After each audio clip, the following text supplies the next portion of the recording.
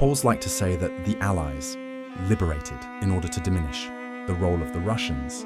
Yet on the territory of occupied Poland, it was the Red Army that opened the gates of the camps. From Majdanek, 23 July 1944, to Stutthof, 9 May 1945, when most other sites had already been evacuated or leveled to the ground. It was they who entered Auschwitz on 27 January 1945, finding around 7,000 living, utterly exhausted people.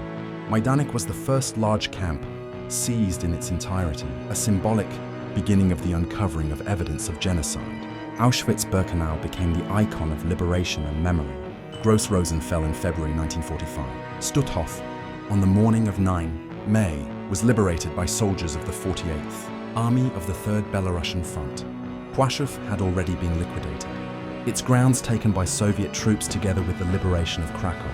The camps of Operation Reinhard, Bełżec, Sobibór, Treblinka had been erased by the Germans in 1943. The Russians seized these empty sites of crime in 1944. And here is what many Poles prefer to omit: the testimonies of gratitude from Jewish survivors. Here are post-war testimonies of Jewish survivors describing the entry of the Red Army into Auschwitz and/or expressing gratitude toward their liberators. Eva Moses Kor, one of the twins subjected to Mengelé's experiments. They smiled from ear to ear. They gave us chocolate, cookies, and hugged us. That was my first taste of freedom. Tova Friedman, a 6-year-old prisoner. When they saw the children, they kissed us. One Russian soldier lifted me up and tossed me into the air. Paula Lebovitz, the little girl from the iconic photograph, Children Behind the Wire.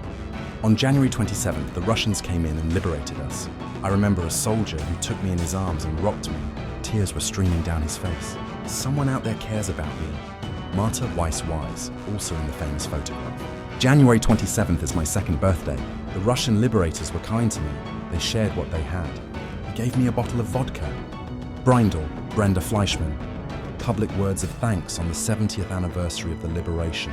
I came to thank the soldier of the Red Army who came to save me. I bless God for his messengers, the army. Primo Levi, Auschwitz-Monowitz, a sober record of the moment of liberation.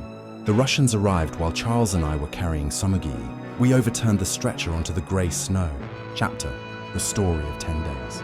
There is no room here for relativization.